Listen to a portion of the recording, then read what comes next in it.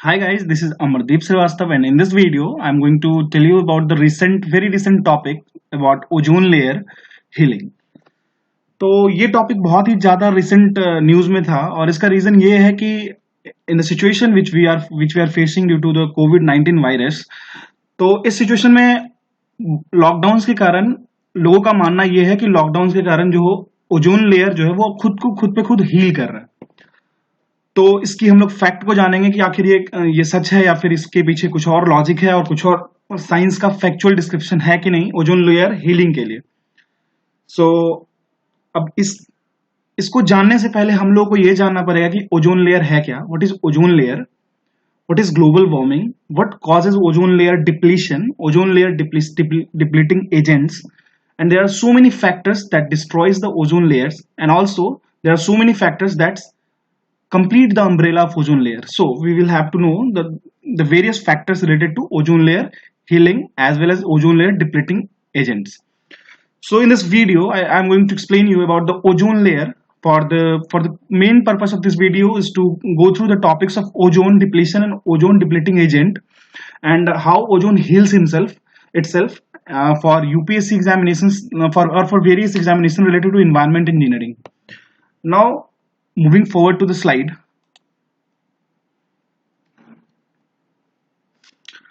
First before starting हम लोग को ये जानना पड़ेगा कि ओजोन होता क्या है। पहले हम लोग को ये जानना पड़ेगा कि ओजोन होता क्या है। इसके लिए हम लोग को वेरियस फैक्टर्स को ध्यान में रखना पड़ेगा। तो ये जानो कि पहला ओजोन जो होता है वो एक ट्राइएटॉमिक गैस, पहले ये जानो कि O3 गैसेस है। It is a triatomic oxygen molecules which forms ozone layer. तो ये पहले जान लो कि ओजोन लेयर जो होता है ना वो कुछ भी नहीं है, एक O3 जो ट्राइएटॉमिक कॉम्पोजिशन ऑफ मॉलिक्यूल्स है ऑक्सीजन का, उसका एक लेयर है, ठीक है। तो ये भी जानो ozone is a light blue colour strong smell and toxic gas. कुछ दिन पहले यूपीएससी ईएससी प्रीलिम्स की पेपर में भी एक क्वेश्चन आया था जिससे रिलेटेड आप ये जान सकते हो कि ओजोन जो है वो ब्लू कलर की गैस है एंड एज वेल एज इसकी जो स्मेल है वो स्ट्रॉन्ग है, even also it is toxic gas. Ozone is light blue colour strong smell and toxic and thermodynamically unstable in nature.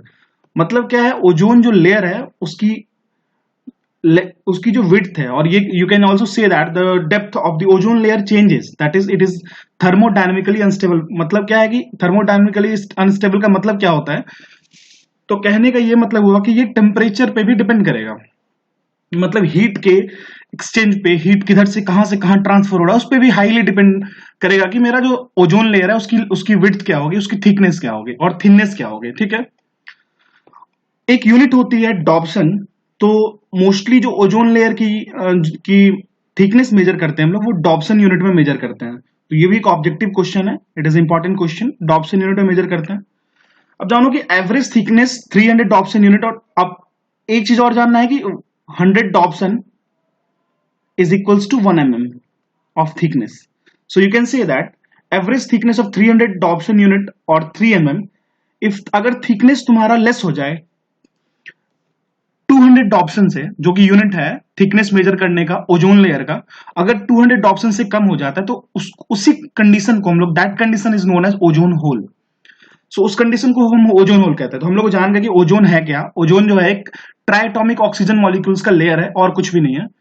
इसकी कैरेक्टरिस्टिक क्या है इस गैस की, O3 की, तो ये लाइट ब्लू कलर का होता है, स्ट्रॉन्ग स्मेल होता है, टॉक्सिक होता है, as well as thermodynamically unstable in nature. Thermodynamically unstable कहने का मतलब मैंने आपको समझा दिया कि टेम्परेचर पे वेरी करेगा। जैसे कि मान लो इक्वेटोरियल बेल्ट पे अगर हम चले जाए तो डिफरेंट इसका लेयर होगा, आर्कटिक और अंटार्कटिक पे चले जाए तो उसकी अलग, पोल्स पे चले जाए तो अलग लेयर होगा। तो ये डिपेंड करेगा thermodynamic situation of that point और दैट पोजिशन ऑन प्लेसेस।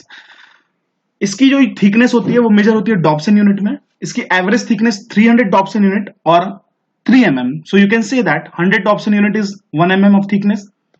अब ओजोन होल कहते किसको है, तो ये भी पता चल गया कि अगर थिकनेस जो है कहीं पे भी at any place on the surface of the earth, अगर कहीं पे भी इसकी लेयर 2 mm हो गई या उससे कम हो गई, लेस देन 2 mm हो गई, तो उसी कंडीशन को हम ओजोन होल कहते हैं, ठीक है। और एक चीज हम लोग जानेंगे कि हमारा जो अर्थ एटमॉस्फेयर है वो डिफरेंट लेयर से बना हुआ है। डिफरेंट लेयर्स में क्या क्या आता है, troposphere, stratosphere, mesosphere, thermosphere and exosphere, ठीक है। तो अब डिफरेंट डिफरेंट जो एटमॉस्फेयर है उसमें डिफरेंट डिफरेंट जो कंडीशंस होते हैं, उनके टेम्परेचर और प्रेशर डिफरेंट डिफरेंट होते हैं। हम लोग अभी एटमॉस्फेयर के डिफरेंट डिफरेंट लेयर के बारे में नहीं जानेंगे, बस इतना जानेंगे कि जो मेरा ओजोन गैसेस प्रेजेंट होता है और ओजोन जो लेयर होता है वो किस एटमॉस्फेयर के किस लेयर में ज्यादा फाइंड किया जाता है। तो 90% जो ओजोन होता है, जो कि पॉजिटिव और गुड ओजोन होता है, जो कि हमारे लिए बहुत ही हेल्पफुल होता है, ozone molecules lies in stratosphere and 10% in troposphere. अब बचा हुआ 10% ट्रोपोस्फेयर में होता है। तो जो 10% होता है ट्रोपोस्फेयर में उसको ग्राउंड लेवल ओजोन कहते हैं, और ये बैड ओजोन होता है। क्यों? क्योंकि ये photochemical smog, I will tell you, I will explain you what do mean by the term photochemical smog, इसका कंट्रीब्यूटर होता है। ठीक है, तो ये जान गए हम लोग। Around 90% ozone molecules lies in stratosphere, okay, in the form of layers. It protects us against harmful UV radiations, and this ozone is known as good or primary or stratospheric ozone. जो ozone हमारा 90% जो stratosphere में available है वो हमको UV ultra violet radiation जो हमारे skin के लिए और हमारे हेल्थ के लिए सही नहीं होता है, मतलब उनको वो हार्मफुल यूवी रेडिएशन को पेनिट्रेट और फिल्ट्रेट कर अपने पास रख के रिटर्न बैक करता है। And this ozone is known as good और प्राइमरी और स्ट्रेटोस्फेरिक एजेंट। ठीक है, ये क्लियर है। अब देखो 10% जो होता है, 10% जो ओजोन लेयर होता है वो ट्रोपोस्फेरिक लेवल पे होता है, ट्रोपोस्फेरिक लेवल पे होता है। Around 10% of ozone molecule is troposphere, known as tropospheric ozone. ठीक है, और इसी को ही हम लोग ग्राउंड लेवल ओजोन भी कहते हैं। This ozone is also known as ground level ozone, इसको हम लोग ग्राउंड लेवल ओजोन भी कहते हैं। अब ग्राउंड लेवल ओजोन और बैड ओजोन क्यों कह रहे हैं, इसका रीजन है bad ozone because it contributes in the formation of photochemical smog. It is also known as bad ozone, negative ozone और सेकेंडरी ओजोन और ग्राउंड लेवल ओजोन। मतलब क्या है कि डिफरेंट टाइप ऑफ केमिकल्स हैं जो डिफरेंट टाइप के SOx, मान लो कि सल्फर डाइऑक्साइड या फिर नाइट्रोजन ऑक्साइड से जो कंबाइन होकर के इस लेयर में जो फॉर्मेशन होता है उसको फोटोकेमिकल स्मॉग कहेंगे। और उसके कारण क्या होता है, हमारे हेल्थ पे बहुत बैड इन्फ्लुएंस होता है, इसलिए उसको बैड ओजोन कहा गया है इस पॉइंट को। ठीक है, नाउ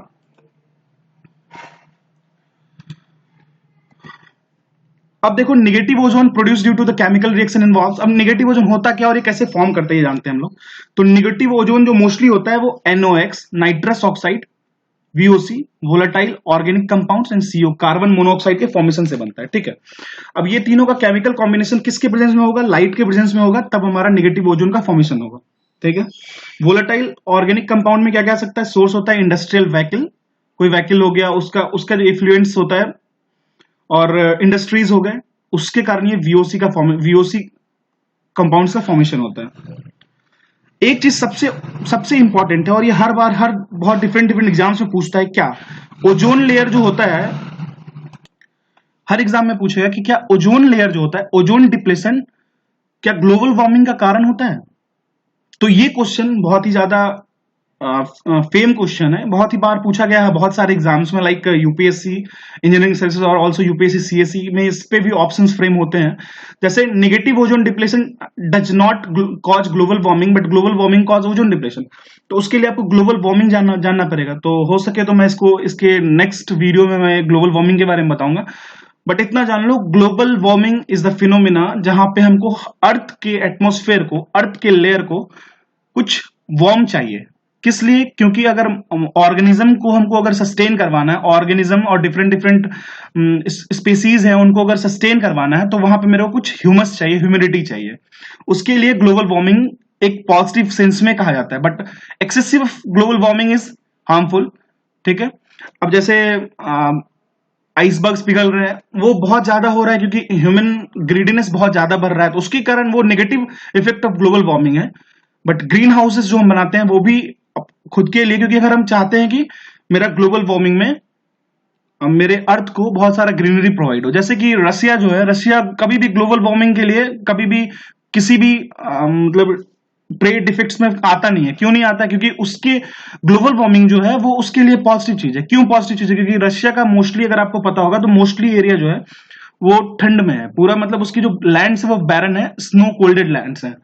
तो अगर ग्लोबल वार्मिंग बढ़ती है तो रशिया का जो लैंड एरिया होगा वो वहां पे स्नो पिघलेंगी और वहां पे अर्थी एरिया आएगा और वहां ह्यूमस मिलेगा। ह्यूमस मिलते ही स्पीसीज मिलेंगे, डिफरेंट प्लांट्स होंगे और जिसके कारण उसको फायदा होगा, बट ग्लोबल वार्मिंग उसको बहुत फायदा होगा। बट अब मान लो कि एक ट्रॉपिकल बेल्ट की हम बात करते हैं, जहां पे मान लो साउथ अफ्रीकन बेल्ट हो गया या फिर और उसी बेल्ट की बात करते हैं, तो वहां पे क्या होगा, ग्लोबल वार्मिंग के कारण टेम्परेचर राइज हो जाएगा। अब टेम्परेचर राइज हो रहा है तो वहां पे क्या होगा, डिफरेंट डिफरेंट रेडिएशन अगर ऊपर से आएंगे और ट्रैप्ड हो जाएंगे तो इसके कारण बहुत सारा इल इफेक्ट होगा। तो ये एक बहुत बड़ा है। और आइसबर्ग्स पिघलेगा तो सी लेवल राइज करेगा, सी लेवल राइज करेगा तो क्या होगा, मेरा अर्थ का most of the part submerge हो जाएगा। तो ये हम नहीं चाहते ग्लोबल वार्मिंग कारण। बट मैं उसका पॉजिटिव इफेक्ट उसके रीजनल डाइवर्सन पे भी बताया कि अगर रशिया के लिए बहुत ही जरूरी होगा, बहुत अच्छा होगा, इसलिए रशिया ज्यादा इस पे अटेंशन नहीं देता है ग्लोबल वार्मिंग के फैक्टर पे। ठीक है, अब जान लो कि अब ओजोन लेयर जो है वो स्ट्रेटोस्फेयर में 90% कंसिस्ट करता है, 90%। तो ओजोन डिप्लेशन भी कहां होगा, उसी रीजन में। वेराज ग्लोबल वार्मिंग, अब ग्लोबल वार्मिंग जो होता है वो ट्रोपोस्फेरिक में होता है, जो कि बैड ओजोन को कैरी करता है, और ओजोन डिप्लेशन होता है स्ट्रेटोस्फेरिक में होता है, जो कि गुड ओजोन को, जो हमारे लिए फ्रूटफुल ओजोन है, उसको कैरी करता है। ठीक है, now the largest ozone hole over the Arctic has now closed up. अब देखो रिसेंट न्यूज में एक आया है, एक न्यूज, कॉपरनिकस ECMWF एक रिपोर्ट पेश किया है। उसके अकॉर्डिंग बताया गया है कि आर्कटिक के ऊपर जो एक ओजोन होल था वो हील कर गया है खुद पे खुद। तो क्या इसका रीजन ये है, is the reason is lockdown और less human activities due to कोविड-19? क्या ये रीजन है इसका? तो इसके बारे में हम जानते हैं। बट रिपोर्ट ये कहता है कि something strange happened over the Arctic this year when a hole developed in the ozone layer. The European commission's Copernicus satellite program tracked the unusual occurrence and now the evidence that hole healed himself. तो ये खुद पे खुद heal किया है। क्या इसका reason वो है जो हम लोग लॉकडाउन के कारण लेस ह्यूमन एक्टिविटीज हो रहा है और डिफरेंट डिफरेंट व्हीकल्स अब बिल्कुल बहुत ना के बराबर चल रहे हैं और इंडस्ट्रियल शट डाउन बहुत ही ज्यादा है अर्थ पे, near about 45 to 50% human activities अभी कम चल रहा है। तो एक रीजन ये है, but the disappearance is likely not due to the decrease in pollution around the world as we all stay indoors. This Arctic ozone hole actually has nothing to do with the coronavirus related lockdowns. ये एक phenomenon है जो कि pressure belt के कारण हुआ है, but इनका मानना है कॉपर्निकस ECWMF एक रिपोर्ट पेश किया है जो कि क्लाइमेट बेस्ड रिपोर्ट है। इनका मानना है कि ऐसा कुछ नहीं है, कि ये बहुत बड़ा मेजर चेंजेस नहीं किया है लॉकडाउन की वजह से, कोविड-19 की वजह से। अब देखो ओजोन लेयर जो होता है वो depletion in gradual thinning of earth ozone. देखो अर्थ के ऊपर जो लेयर है उसमें अगर थिनिंग हो जाए, मतलब अगर लेयर लेस देन 2 mm का हो जाए तो हम लोग ओजोन डिप्लेशन कहते हैं। तो इसका भी बहुत सारा रीजन है, that is release of chemical compounds containing gases bromine और chlorine from industrial other human activities. एक CFC होता है, क्लोरोफ्लोरोकार्बन, उसके कारण भी डिप्लेशन होता है। तो ये एक साइकिल है जिसमें आपको ये पता चलेगा कैसे ओजोन लेयर का डिप्लेशन होता है by using the different chemical reactions और by using the different chemicals that we use in our day to day life. ठीक है, अब देखो हम लोग कॉजेस पे जानेंगे कि what causes of ozone layer depletion. The ozone layer depletion is major concern and is associated with a number of factor. बहुत सारे फैक्टर्स हैं ओजोन लेयर का। ह्यूमन फैक्टर टॉप मोस्ट पे है। सबसे पहला रीजन है ह्यूमन फैक्टर। ह्यूमन अपने ग्रीड की वजह से बहुत ही ज्यादा बैड इफेक्ट और इल इफेक्ट ले चुका है अपने ऊपर, और इसका सबसे बड़ा एक रीजन है ओजोन लेयर का डिप्लेशन, जिसकी वजह से हार्मफुल अल्ट्रावायलेट रेज और इंफ्रारेड्स हमारे बॉडी पर डायरेक्टली फॉल कर रहे हैं, जिसका रीजन है हमें लंग्स कैंसर, स्किन कैंसर और डिफरेंट वेराइटीज ऑफ प्रॉब्लम्स हो रहा है। हमें भी, नॉर्मल एनिमल्स को भी, इवन लिविंग ऑर्गेनिज्म को भी, हर चीज को, इवन प्लांट्स को भी। तो इसका पहला कंट्रीब्यूटर होता है क्लोरोफ्लोरोकार्बन, CFC। क्लोरोफ्लोरोकार्बन्स और the CFC are the main cause of ozone layer depletion. ये मेन कॉजेज हैं ओजोन लेयर डिप्लेशन का। ठीक है, these are released by soaps, जो हम लोग डेली यूजेस करते हैं, soaps, solvents, spray, aerosols, refrigerators, air conditioner etc, जो हम लोग डेली यूजेस करते हैं, वो सबसे बड़ा कंट्रीब्यूटर होता है क्लोरोफ्लोरोकार्बन्स का। जो हम लोग डिओड्रेंट यूज करते हैं, जैसे हम लोग AC यूज करेंगे या फिर रेफ्रिजरेटर्स यूज करेंगे, डिफरेंट सॉल्वेंट्स यूज कर रहे हैं, तो वो मोस्टली कंट्रीब्यूट करता है CFC को। और CFC जो होता है वो मेन ओजोन लेयर OLD मतलब ओजोन लेयर डिप्लेटिंग एजेंट होता है, वो मेनली होता है। ठीक है, और बहुत सारा नाइट्रोजनस कंपाउंड भी होता है, जैसे कि NO2 हो गया, NO हो गया, N2 और highly responsible for the depletion of ozone layer, ये भी एक रीजन होता है। अब एक नेचुरल कॉज भी होता है, ये तो मैनमेड कॉज था, ये तो हम लोगों ने फैला रखा है, बट एक रीजन होता है नेचुरल कॉज का भी. The ozone layer has been found and depleted by certain natural processes such as sun spots and stratospheric wind. अब इसी विंड की वजह से हीलिंग भी होता है और इसी विंड की वजह से डिप्लेटिंग भी होता है, ये भी ध्यान रखिएगा. But it does not cause more than, अब देखो जो चीज नेचुरल होगा वो इफेक्ट नहीं होगा, वो ज्यादा इफेक्ट नहीं डालेगा ह्यूमन पे, ठीक है. तो नेचुरल जो चीजें हैं वो उतना ज्यादा डिप्लेटिंग नहीं की है, बट जो हम लोगों के द्वारा जो कंट्रीब्यूशन है वो बहुत ही वर्स्ट कंट्रीब्यूशन है. उसकी वजह से हम लोग आज ये ग्लोबल वार्मिंग, सी लेवल राइज करना, अगर सी लेवल राइज कर रहा है तो अर्थ की सरफेस जो है वो इनसाइड सी जा रही है, अर्थ की सरफेस इनसाइड सी जा रही है. तो अगर मान लो 7.7 बिलियन अगर हम लोग अर्थ पे हैं और अगर एरिया कम होते चला जाए, धीरे धीरे एरिया कम होता चला जाएगा, पॉपुलेशन डेंसिटी बहुत बढ़ जाएगी. पॉपुलेशन डेंसिटी बहुत ज्यादा बढ़ने की वजह से क्या होगी, क्राइम्स बढ़ेंगे, पॉल्यूशन बढ़ेंगे, हर एक चीज बेकार हो जाएगा. जैसे इंडिया का केस ले लो, नियरली 1.35 बिलियन लोग हैं अभी इंडिया के एरिया में, और इंडिया एरिया वाइज 7 पोजीशन पे आता है. अब यूएसए की बात कर लो तो मान लो कि 30 to 40 करोड़ लोग हैं, अगर मान लो उनकी लैंडफिल ज्यादा है, तो लैंडफिल ज्यादा है तो वो हाईली वो सोच पाते हैं, उनके पास एरिया है, उनके पास अपॉर्चुनिटीज डिफरेंट डिफरेंट वेराइटीज हैं, तो वो इजिली कर पाते हैं इन चीजों को. बट यही है, पॉपुलेशन डेंसिटी इंक्रीज नहीं होना चाहिए, पॉपुलेशन डेंसिटी इंक्रीज नहीं होना चाहिए. एक तो हम लोग पॉपुलेशन डेंसिटी को इंक्रीज कर रहे हैं, और दूसरा क्या कर रहे हैं, हम लोग जो लैंड है, यूजफुल लैंड, उसको कम कर रहे हैं. तो इस चीज का बहुत ज्यादा ध्यान रखना होगा. Now there are ozone depleting substances का सोर्सेस कुछ, जैसे सीएफसी का क्या सोर्स होता है मैंने पहले ही बताया, refrigerators, air conditioner, solvents, dry cleaning agents, CTC. जो क्लीनिंग, ब्लीचिंग, एरोसोल्स, डिफरेंट लाइजोल्स जो हम लोग यूज करते हैं, वो सारा का सारा चीज जो है वो सीएफसी को कंट्रीब्यूट करता है. हेलोन्स क्या होता है, फायर एक्सटिंग्विशर जो यूज करते हैं, वो इसका सोर्स है. कार्बन टेट्राक्लोराइड जो है फायर एक्सटिंग्विशर सॉल्वेंट्स यूज करते हैं. Methyl chloroform is also the ozone depleting substances and it's sources is adhesive aerosols.